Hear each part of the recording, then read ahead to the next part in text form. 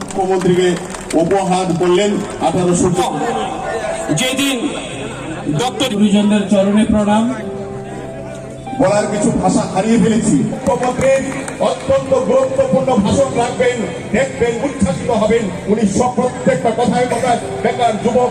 আমি ভাবলাম পুরো সূর্যমণি নগরের লোক বোধহয় এখানে চলে এসছে, কিন্তু পরবর্তী সময়ে যখন আমি মঞ্চে বসি তখন জানলাম যে মাত্র 6টা পঞ্চায়েত এবং 2টো ওয়ার্ডের লোক মাত্র এখানে এসছেন। লোক মানে কার্যকর্তা এবং কিছু লোক, সব তো আসতে পারে না, সবাই বিভিন্ন কাজে ব্যস্ত থাকে। কিন্তু it is the tip of the iceberg, বোঝা যায় আগামী দিন কি হতে যাচ্ছে। আমি ওনার এই স্টেশন থেকে যখন আসছিলাম মনে মনে ভাবছিলাম এটা কি জনসভা নাকি জনঢল নাকি। আমি অবাকই হয়ে গেছি যে এত জনপ্রিয় ব্যক্তি, ত্রিপুরাজ্যের যতগুলো বিধানসভা আছে এর আগেও আমি এসেছি, বিভিন্ন সময়ে বিভিন্ন প্রোগ্রামে আমার আসতে হয়েছে এখানে। কিন্তু যখনই যে সভা করেন এখানে বক্তব্য শুনছেন, এর জন্য অবশ্যই সবাইকে, এখানে যারা মা বোনেরা আছেন বিশেষ করে তাদেরকে আমি ধন্যবাদ দেব। কার্যকর্তারা তো সবসময় আমাদের সাথে থাকেনি, কিন্তু সবচেয়ে বড় বিষয় যেটা আজকে এখানে যে নামটাতে হয়েছে সুশাসন জনসভা। তো সুশাসনের অর্থটা কি আপনারা সবাই নিত্য বছরে জেনেছেন যে আমাদের যশস্বী প্রধানমন্ত্রী নরেন্দ্র মোদীজির জন্মদিনে আমরা প্রতি ঘরে সুশাসন এই অভিযান আমরা শুভারম্ভ করেছিলাম। 3 মাস অব্দি এটা চলবে, এই নভেম্বরের লাস্ট ডে অব্দি। সেইভাবে আমাদের নির্দেশ বা আমরা সেই প্রোগ্রাম আমরা নিয়েছিলাম। কিন্তু মাঝখানে আপনারা দেখেছেন যে দুর্গাপূজার 10 দিন ছুটি, কালী পূজার ছুটি, ভাতৃদ্বিতীয়ার সেই পর্ব এবং সবচেয়ে বড় যেটা আমাদের বিপর্যয় যেটা হয়েছিল আপনারা সবাই জানেন যে সাইক্লোনের একটা ভাব এখানে হয়েছিল, তার জন্য আমাদের এই অভিযান কিছুটা খামতি হয়েছিল, ঘাটতি হয়েছিল। তার জন্য আমরা ক্যাবিনেটে আবার ডিসিশন নিলাম যে আমাদের যশস্বী প্রধানমন্ত্রীর জন্মদিন 17 তারিখে যেটা শুরু করেছিলাম সেটা শেষ আমরা করবো 25শে ডিসেম্বর। তো 25শে ডিসেম্বরটা কি, আমাদের আরেক স্বর্গীয় প্রধানমন্ত্রী সবার প্রিয় অটল বিহারী বাজপেয়ীর জন্মদিন, সেটাকেও আমরা সুশাসন দিবস হিসাবে আমরা পালন করি। অর্থাৎ প্রতি ঘরে সুশাসন শুরু করলাম আর সুশাসন দিবসে আমরা সেটা শেষ করতে চাইছি। এর মধ্যে আবার একটা ইন এডিশন আবার আরেকটা জিনিস হয়ে গেল আপনাদের সুশাসন অভিযান, মানে সুশাসন যে আপনারা জনসভা করলেন, এটা কিন্তু আবার ঢুকে গেল আরেকটা, কাজ নাই কাজ নাই, চাকরি নাই চাকরি নাই ইত্যাদি সবসময় ওনারা বলেন। আপনারা দেখেছেন কিছুদিন আগে আমরা টেটের জন্য 3000-এর উপর আমরা চাকরি আমরা দিয়েছি এবং রেগুলার চাকরি আমরা দিয়েছি। এর মধ্যে অ্যাডভার্টাইজমেন্ট হয়েছে, অ্যাডভার্টাইজমেন্টের পরে ওদেরকে পোস্টিংও দেওয়া হচ্ছে। এর মধ্যে আপনারা দেখেছেন যে 6000-এর উপর আমরা স্পেশাল এক্সিকিউটিভে আমরা পুলিশ বিভাগে আমরা নিচ্ছি। আর বিভিন্ন দপ্তরের যেগুলো শূন্যপদ আছে সেগুলো আমরা পূরণ করছি নিয়মিত, আপনারা দেখছেন আমরা সেইভাবে কাজ করে যাচ্ছি। তবুও বলছে যে এখানে নাকি চাকরি নাই। আমাদের 3% যারা সরকারি চাকরি করেন 3% আমাদের দিয়ে দেওয়া হয়েছে আমাদের এই সরকার আসার পর। পরবর্তী সময়ে আমি যখন মুখ্যমন্ত্রী হই, আমাদের মাননীয় মন্ত্রী মহোদয় এখানে আছেন, ক্যাবিনেটে আমরা ডিসিশন নিয়ে 5% দিয়ে আমরা দিয়েছি। কিন্তু আগে আমরা কি দেখতাম, সরকারি কর্মচারীদের উল্টো চাঁদা দিতে হতো আগের সরকারে। কমিউনিস্ট সরকার যে ছিল তাদেরকে এখানে চাঁদা চাঁদা চাঁদা চাঁদার সংস্কৃতি এখন আমরা দেখতে পাই না। আমরা চাইও না এই ধরনের একটা সরকার থাকুক। ট্রান্সপারেন্সি সরকার, যে কোনো চাকরি হোক, যে কোনো বিষয়ে এখানে আমাদের ভাতার বিষয়ে আসুক, সেখানে একটা ট্রান্সপারেন্সির আমরা সরকার যে সুশাসনের যে কথাটা বলছি সেই সুশাসন আমরা প্রতিষ্ঠিত করতে পেরেছি। আপনারা জানেন যে মাত্র 700 টাকা আগে ভাতা পেত, 700 টাকার ভাতার থেকে আমরা 1000 টাকা করেছি, 1000 থেকে এখন আমরা 2000 টাকা করেছি। শুধু তাই না, আরো 30,000 ভাতা আবার নতুন ভাবে ক্যাবিনেটের ডিসিশন নিয়ে আবার আমরা করেছি সেটা। এই সরকার মানবপোষী এবং মানুষের যেসব মৌলিক যে সমস্যা সেইগুলো যাতে আমরা পরিপূর্ণ করতে পারি সেই চেষ্টা আমাদের সরকারের আছে। যেখানে আইন শৃঙ্খলার অবনতি হচ্ছে ত্রিপুরাতে, ওরা না জেনে না বুঝে না পড়াশোনা করে ওরা বারবার আমাদের উপর সেই যে ওনারা যে সমস্যাগুলো সৃষ্টি করে সেটা আমাদের উপরে বর্তাচ্ছে ওরা। আমি ওনাদেরকে বলবো ন্যাশনাল ক্রাইম বোর্ডের যে রিপোর্ট সেটা একটু ভালো করে পড়ুন। সেখানে 28টা স্টেট ভারতে, তার মধ্যে ত্রিপুরার যে স্থান নিচের দিক দিয়ে 5ম স্থানে আছে, অথচ ওরা বলছে যে এখানে আইন শৃঙ্খলার অবনতি। আপনারা শুনে খুশি হবেন যে আমাদের এই ত্রিপুরা নর্থ ইস্টের মধ্যে সেকেন্ড হাইয়েস্ট, এই গাঁজা থেকে আরম্ভ করে বিভিন্ন যেসব নেশা সামগ্রী সবচেয়ে সেকেন্ড হাইয়েস্ট সিজার এবং সবচেয়ে বেশি আপনার ডিস্ট্রাকশন করছে এই ত্রিপুরা সরকার। তো সেই দিক দিয়ে কোথায় আমাদের এই আইন শৃঙ্খলার অবনতি হচ্ছে? আমাদের কনভিকশন রেট, আজকে আমি পুলিশ আধিকারিকদের সাথে মিটিং করেছি, সেখানে আমি দেখেছি সমস্ত ক্রাইম যতগুলো 2018 ছিল তার থেকে অনেক জায়গার মধ্যে 15% কমে গেছে, কোন জায়গার মধ্যে 30% কমে গেছে, 35% কমে গেছে, মানে নিচের দিকে গেছে, কোন জায়গায় ঊর্ধ্বমুখী না। তো সেই জায়গায় ওনারা না জেনে শুনেই বলছে যে আইন শৃঙ্খলার অবনতি, সেটাকে বলে সুশাসন। আমরা সেই দিশায় আমরা কাজ করছি। আমাদের বিভিন্ন যে পুলিশ আধিকারিকরা আছেন তাদেরকে আমাদের পরিষ্কার নির্দেশ আছে যে জিরো টলারেন্স নীতি নিয়ে আমরা চলবো। কোথাও কোনো অবস্থায় যেখানে এই ধরনের যে নেশা সামগ্রী নিয়ে যারা কাজ করছে তাদেরকে কোনো অবস্থায় যেন না ছাড়া হয়। আমাদের সরকার জিরো টলারেন্স নীতি নিয়ে চলছে। কিছুদিন আগে ন্যাক যে গুয়াহাটিতে যে অনুষ্ঠিত হয়েছে, যে নর্থ ইস্টার্ন কাউন্সিলের যে মিটিং হয়েছে, সেখানে আমাদের মাননীয় হোম মিনিস্টার ক্লিয়ার কাট বলে দিয়েছেন যে আমাদের এখান থেকে কোনো গাঁজা বা যে কোনো নেশা সামগ্রী আমাদের ত্রিপুরা রাজ্য থেকে বাইরে যেতে দেবে না, এবং বাইরের থেকেও মাইনামার হয়ে, মাইনামার থেকে যেগুলো ড্রাগগুলো আসে আসাম এবং মিজোরাম হয়ে এবং ত্রিপুরাকে করিডোর করে বাংলাদেশে যায়, কোনো অবস্থায় সেটাকে করা যাবে না। তো সেই দিশায় আমরা ত্রিপুরা সরকার আমরা কাজ করছি। আপনার নিমন্ত্রণে আমি আজকে আপনাদের সামনে এখানে আসতে পেরেছি। 2018 আগে সূর্যমণি নগরে তখন রাত্রির বেলায় আমাকে আসতে হয়েছে। বিভিন্ন জায়গায় আমি ঘুরেছি, বহু কষ্টে অনেক জায়গায় আমাদের মিটিং করতে হয়েছিল। তৎকালীন যে সন্ত্রাস পার্টির যে সরকার ছিল সেই তাকে উপেক্ষা করে আমাদের বিভিন্ন জায়গায় আমাদের যেতে হয়েছিল। শুধু তাই না, আমাকে যখন দায়িত্ব দেওয়া হয়েছিল পৃষ্ঠা প্রমুখ ইনচার্জ সদর আরবানের, তখন এই সূর্যমণি নগরে যখন আমি বারবার এখানে এসেছি, পৃষ্ঠা প্রমুখের কতজন পৃষ্ঠা প্রমুখ আমরা বানাতে পেরেছি। অনেক জায়গায় আমার 7টা মন্ডল আমার ছিল এখানে সদর আরবানে। কিন্তু আপনারা জেনে খুশি হবেন যে আমি লাস্ট যে মিটিং হয়েছিল বা জনসভা বলতে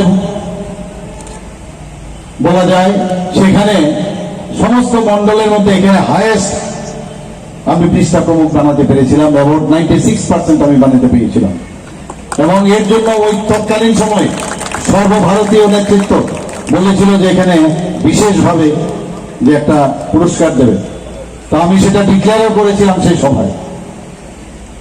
তো সেদিন যে কষ্ট করে আমরা এই মন্ডলে বা এই বিধানসভায় আমরা এসেছিলাম, আজকের এই জনসভা দেখে যে ভোটে তৎকালীন সময় রামপ্রসাদ বাবু জিতেছিলেন, আজকে কিন্তু আমার মনে হয় তার কয়েক গুণ ভোটে উনি জিতবেন এই জায়গাতে। এটা বলার অপেক্ষা রাখে না। ওরা সমাজবাদ খেলবে, এখানে সাম্যবাদ চলবে, ওরা নিজেই এখন সমাজের শত্রু হয়ে গেছে। এখন মানুষ তাদেরকে পরিত্যাগ করেছে, ওদেরকে আর চাই না। আগে আমরা দেখতাম ওদের 70 দশকে ওনারা বলতেন leave the schools and colleges and good at revolution, এই কথাই বলতো। লিভ দ্য স্কুল যাবে, তোমার ছেলে মেয়েদের বাইরে গিয়ে পড়াচ্ছ, আর আমাদের ছেলে মেয়েদের বলছো স্কুল কলেজ ছেড়ে দিয়ে রেড রেভলিউশন করার। সেই যে বিদেশির যে চিন্তা ভাবনা, বিদেশিদের যে ফিলোসফি, সেই নিয়ে ওরা আমাদেরকে বোঝানোর চেষ্টা করতো। বহু লোক আমরা হারিয়েছি তাদের এই ফিলোসফিকে নিয়ে চলার জন্য। কিন্তু আমরা যে ফিলোসফি নিয়ে চলি সেটা হচ্ছে পণ্ডিত দীনদয়ালজির ফিলোসফি নিয়ে আমরা চলি, যে আমরা সবাই এক, আমরা সবাই একজন আরেকজনের পরিপূরক। সেই বিষয়ে আমরা, যে কারণে প্রধানমন্ত্রী নরেন্দ্র মোদীজি বারবার বলেন যে সবকা সাথ সবকা বিকাশ আর বিশ্বাস আর তার প্রয়াস, সেই দর্শনে আমরা বিশ্বাস করি। আমরা সব ধর্মকে আমরা সম্মান করি, কেউ আমাদের থেকে আলাদা কিছু নাই, সবাইকে নিয়ে আমাদের সামনের দিকে এগিয়ে যেতে হবে। কিন্তু আগে কমিউনিস্টরা কি করত, যে ডিভাইড অ্যান্ড পলিসি, মালিক শ্রমিক আলাদা। সেরকম ভাবে কত ত্রিপুরার যে কলকারখানা ধ্বংস হয়েছে, যারা আমার বয়সী আছে ওনারা দেখেছেন, 70 দশকের যারা এখানে উপস্থিত আছেন সবাই দেখেছেন। তো সেই জায়গা থেকে আমরা এখন একটা সুন্দর একটা সরকার আপনাদের সামনে উপহার দিয়েছি, এটাকে বলে সুশাসন। আপনারা আগে স্কুল কলেজে প্রায়শ আপনারা দেখেছেন বোমাবাজি, একজন আরেকজনকে মারপিট করতো, এইসব কালচার এখন আর দেখা যায় না। ক্লাবে ক্লাবে মারপিট, এই সেই কালচার আর এখন দেখা যায় না। আমরা ট্রান্সপারেন্সির মাধ্যমে আমরা মানুষের কাছে যাই, মানুষ এই কারণে আমাদের উপর অনেক বেশি আস্থা ওনারা রাখছেন। এবং আজকে এই যে সুবিশাল যে জনসভা, সেটা কিন্তু প্রমাণিত করে সূর্যমণিনগরে। আগামী দিন আমাদের নির্বাচন আসছে, ইলেকশন আসবে, ইলেকশন যাবে, কিন্তু সূর্যমণিনগর আজকে এখানে যে বিষয়টা রেখেছে সেটা কিন্তু অন্যান্য যেসব আমাদের কনস্টিটিউয়েন্সি আছে তাদের শিখার কিন্তু একটা দিক আমি মনে করব। আমি নিজেও যখন এখানে আজকে আসলাম, আসার পরে আমিও তো একটা কনস্টিটিউয়েন্সির একটা বিধায়ক, তো আমার মনে হলো আমিও কেন আপনাদের দেখে শিখবো না, আমারও তো বিধানসভার মধ্যে এরকম একটা জনসভা করার ইচ্ছে হয়। এবং আপনাদের থেকে আমি শিখেছি, এবং আগামী দিন সেই প্রচেষ্টাও আমার থাকবে। আমি আমাদের 7টা মন্ডলের বা 7টা যে আমাদের বিধানসভা আছে সবার কাছে আমি আবেদন রাখবো যেন সূর্যমণিনগরকে দেখে শিখে এবং সেইভাবে এই জনসভার যেন আয়োজন করা করে, এবং সেখানে আমি অবশ্যই মুখ্যমন্ত্রী হিসাবে আমি যাব। এবং আজকে শুরুটা খুবই ভালো লাগলো, এবং এই শুরু দিয়ে বোঝা যায়, যেটা কিনা আমার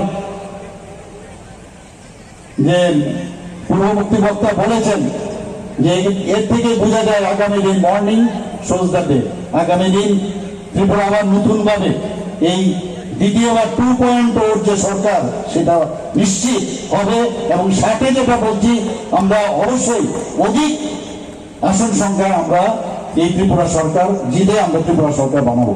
সবাইকে অসংখ্য সুশাসন আমরা কি বলতে চাইছি, কেন্দ্রের এবং আমাদের ত্রিপুরা সরকারের যেসব বেনিফিশিয়ারি স্কিমগুলো আছে সেগুলো মানুষের ঘরে ঠিকভাবে পৌঁছেছে কিনা সেটা দেখার জন্য আমাদের অনেকগুলো বেনিফিশিয়ারি স্কিম আছে। সেই স্কিমগুলোর অনেক জায়গায় আমরা 95%, 96% আমরা সম্পন্ন করেছি। আমরা চাইছি 100% স্যাচুরেশন পয়েন্টে যেন আমরা আসতে পারি। সেই বিষয়ে আমরা অনেকে না জানার কারণে আমাদের জনসাধারণ সেই সব সুবিধার থেকে বঞ্চিত থাকি। তার জন্য আমরা পঞ্চায়েত লেভেলে, ডিসি লেভেলে, ব্লক লেভেলে, আমাদের বিভিন্ন যেসব ডিস্ট্রিক্ট আছে, সাব ডিভিশন লেভেলে, সব জায়গায় আমরা এই অভিযান চালিয়েছি। এবং যে জায়গায় মেলা হচ্ছে, যেখানে অ্যাওয়ারনেস প্রোগ্রাম হচ্ছে, সেখানে মানুষের কাছে সেই সুবিধাগুলো আমরা পৌঁছে দিচ্ছি। এই সরকার যে মর্মস্পর্শী এবং মানুষের যে সরকার, সেটা কিন্তু তার কাজের মাধ্যমে সেটা কিন্তু আমরা মানুষের কাছে আমরা যাচ্ছি, এবং মানুষ বুঝতেও পারছে। কোথাও দেখা গেল কারোর ওবিসি সার্টিফিকেট লাগছে, তো ওই মেলার মধ্যে ওবিসি সার্টিফিকেট ইনস্ট্যান্টলি দিচ্ছি, তার বাড়ির অফিসেও আসতে হচ্ছে না। এসটি সার্টিফিকেট লাগছে, তো এসটি সার্টিফিকেট আমরা দিয়ে দিচ্ছি। এসসি সার্টিফিকেট লাগবে, এসসি সার্টিফিকেট আমরা দিয়ে দিচ্ছি। আমরা বিভিন্ন যেসব স্কিমগুলো আছে, বেনিফিশিয়ারি স্কিম, সেগুলো আমরা মানুষের কাছে ওই মেলার মধ্যেই আমরা সেগুলো ব্যবস্থা করেছি। অর্থাৎ প্রতি ঘরে সুশাসন, সেই ব্যবস্থা আমরা করছি যে মানুষ যেন আর তার অফিসে এসে তার ডেটে ব্যস্ত না হয়। আপনারা শুনে খুশি হবেন, 2-3 দিন পূর্বে আমি একটা ওয়েবসাইট আমরা খুলেছি আমাদের সরকারের তরফ থেকে, তার নাম দিয়েছি আমার সরকার। সেটার মধ্যে কি আমার সরকার, মানে আমি সব জায়গায় এই কথাটা বলি, এই যে এইরকম একটা ফিলিং যেন সবার আসে যে এই সরকার তোমার সরকার বা আলাদা কোনো সরকার না, এই সরকার আমার সরকার। সেইভাবে আমরা কাজ করছি। এই আমার সরকারের কি লাভ হবে সেটাতে? অনেক গ্রামগঞ্জে বহু জায়গার মধ্যে আছে যে রাস্তা ঠিক হচ্ছে না, বারবার ফোন করে বলতে হয়, অনেকে বুঝতে পারছে না কোথায় গেলে কি হবে, কাজ হবে কিনা, কার কাছে গেলে কি হবে, বিজলি খারাপ আছে, রাস্তা খারাপ আছে, জল পাওয়া যাচ্ছে না। তো ওই ওয়েব পোর্টালে যদি ফটো তুলে এটাকে দেওয়া যায় তাহলে 10 দিনের মধ্যে তার কাজটা কমপ্লিট করতে হবে সরকারের তরফ থেকে। যদি না হয় তাহলে সেকেন্ড লেভেলে আছে, থার্ড লেভেলে এবং ফোর্থ লেভেলে সেটা আসবে আমাদের চিফ সেক্রেটারি এবং মুখ্যমন্ত্রীর লেভেলে। তো সেইভাবে আমরা মানুষের কাছে আমরা যাই, আমরা যাতে মানুষ যেন বুঝে যে এটা আমার সরকার। আমরা সবাই জানি যখন আমরা জনপ্রতিনিধি হয়ে যাই, অনেক সময় কাজের ব্যস্ততার কারণে মানুষ আমাদের নির্বাচন করে ঠিকই, কিন্তু আমাদের সাথে আগে যেভাবে দেখা করতে পারে হয়তোবা সেইভাবে দেখা করতে পারে না। এখন টেকনোলজির যুগ, তো টেকনোলজির মাধ্যমে আমরা চাই যে মানুষ আমাদের কাছে থাকুক। এই যে টেকনোলজি, এই যে পোর্টালটা আমরা করলাম, তাতে কি হবে, তার যে সমস্যাগুলো সেইগুলো আমরা ইনস্ট্যান্টলি আমরা সেটা করতে পারবো, তাহলে এটা একটা ব্রিজ হয়ে যায়। তো সেই দিশায় আমরা কাজ করছি। আমাদের সময় ছিল বেলা 2টোয় আজকের এই সুশাসন জনসভার। সেই সময় থেকে আমাদের কার্যকর্তারা আসা শুরু করেছিল, কিন্তু তীক্ষ্ণ রোদের কারণে, তাপের কারণে আমরা সঠিক সময় আরম্ভ করতে পারিনি।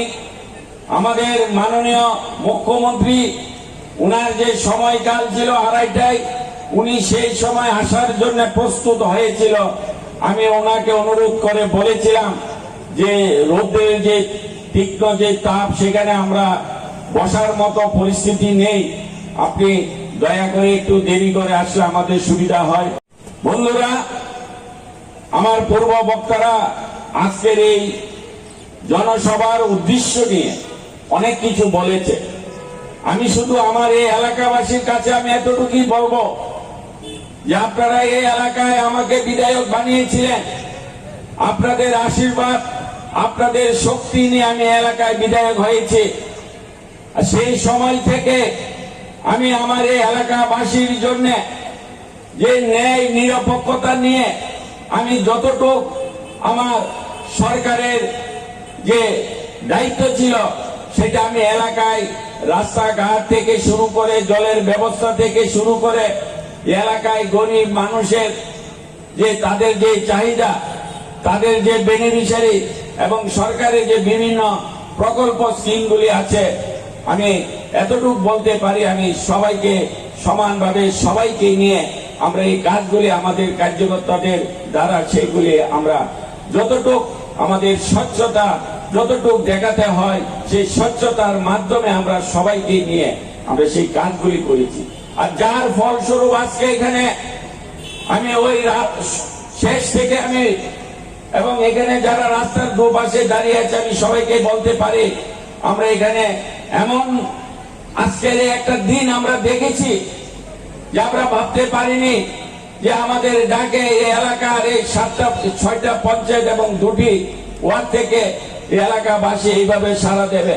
আর সেই সাড়ার মাধ্যমে আমি একটাই বলতে পারি যে আমাদের এই এলাকার কার্যকর্তারা সৎ নিষ্ঠা ভাবনা নিয়ে এলাকার মানুষের সেবা করছে, এই এলাকার উন্নয়নের কাজ করছে, এই এলাকায় মানুষের পাশে থেকে এলাকার নিরীহ গরিব যাদের দীর্ঘদিনের সমস্যা, সেই সমস্যার পাশে থেকে আমরা আমাদের কার্যকর্তাদের নিয়ে কাজ করছি বলেই আজকে এই ধরনের পরিস্থিতি, যেখানে জনজোয়ার এসেছে মাত্র কয়টা পঞ্চায়েতের মাধ্যমে। চীনা সময় অনেক চলে গেছে, অনেক বলার ছিল, কারণ কংগ্রেস সিপিএম যেইভাবে আমাদের রাজ্যে যেভাবে দীর্ঘ বৎসর এই রাজ্যের মানুষকে শোষণ করেছিল, এই রাজ্যের মানুষকে বিভিন্ন ভাবে প্রতারণার মাধ্যমে, বঞ্চনার মাধ্যমে, অন্যায়ের মাধ্যমে, নির্বিচারে যেভাবে তারা রাজনীতি করেছিল, মানুষকে বোকা বানিয়ে তারা আবারও সেইগুলি করার চেষ্টা করছে।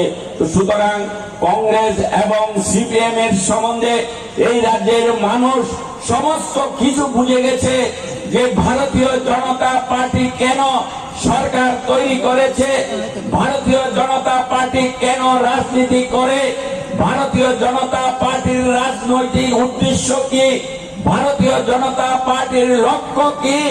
আজকে এই রাজ্যের মানুষ সমস্ত কিছু বুঝেছে, যে ভারতীয় জনতা পার্টি এই একটি মাত্র দল, যেই দল মানুষের জন্য চিন্তা করে কাজ করে। এই ভারতীয় জনতা পার্টি যে সরকার তৈরি করেছে, এই রাজ্যের উন্নয়নের জন্য সরকার তৈরি করেছে, অর্থাৎ ভারতীয় জনতা পার্টির লক্ষ্য একটাই, রাজ্যের উন্নয়ন করা এবং রাজ্যের মানুষের সেবা করা। এই দুটি মন্ত্র নিয়েই ভারতীয় জনতা পার্টি রাজনীতি করে এবং মানুষের পাশে থেকে সেবা করে। তো আমি আমার এই বক্তব্য আজকে কিছু এই কয়েকটা কথার মাধ্যমে আমি আজকে আমার বক্তব্য এখানে শেষ করছি। আমি শেষ থেকে আমি আমার সামনে অব্দি যারা দাঁড়িয়ে আমার ভাষণ শুনছেন, আমি সবার কাছে একটি আমি আবেদন রাখছি। আমার মাননীয় মুখ্যমন্ত্রী আজকের এই প্রোগ্রাম সম্বন্ধে আমি ওনাকে আগে থেকে বলতে পারিনি। ওনাকে আমি একটা 27 তারিখ আমার অশ্বিনী মার্কেটে আরেকটি এই ধরনের সভা হবে, ওই দিকের ওই অঞ্চলের পঞ্চায়েতের লোক নিয়ে 27শে নভেম্বর একটি প্রোগ্রাম হচ্ছিল। আমি ওনাকে ওঠার জন্য আবেদন করে ওনার কাছ থেকে আমি সেই তারিখ নিয়েছিলাম, কিন্তু এটা আমি নিতে পারিনি। আমি ওনাকে হঠাৎ করে বলেছিলাম, তারপরও উনি আমাদের সূর্যমণি নগরবাসীর জন্য এখানে আসতে উপস্থিত হয়েছে। তো আমি সেই জন্য আমি সকলকে বলবো, আমার মুখ্যমন্ত্রীর জন্য সবাই হাত তুলুন। আমি বলবো সবাই পিছন থেকে আরো পিছনে সবাই একসাথে একসঙ্গে সবাই বলেন যে আমি যেটা বলতে চাই আমার মাননীয় মুখ্যমন্ত্রীর সম্বর্ধনে, যে ভারত মাতা কি, ভারত মাতা কি, ভারত মাতা কি, ভারতীয় জনতা পার্টি, ভারতীয় জনতা পার্টি, ভারতীয় জনতা পার্টি। মাননীয় মুখ্যমন্ত্রী মানিক শাহ, মাননীয় মুখ্যমন্ত্রী মানিক শাহ, মাননীয় মুখ্যমন্ত্রী মানিক শাহ। ধন্যবাদ। পঞ্চায়েত সভাপতি, আমাদের 8 জন সভাপতি এখানে উপস্থিত আছে এবং সর্বোপরি আমাদের এখানে 34 বুথ সভাপতি আছে, মহিলা মোর্চার নেতৃত্ব আছে, যুব মোর্চার নেতৃত্ব আছে, আমাদের ওবিসি মোর্চার সভাপতি আছে, আমাদের মহিলা মোর্চার সভাপতি আছে, আমাদের বিভিন্ন যারা এই এলাকায় যারা আমাদের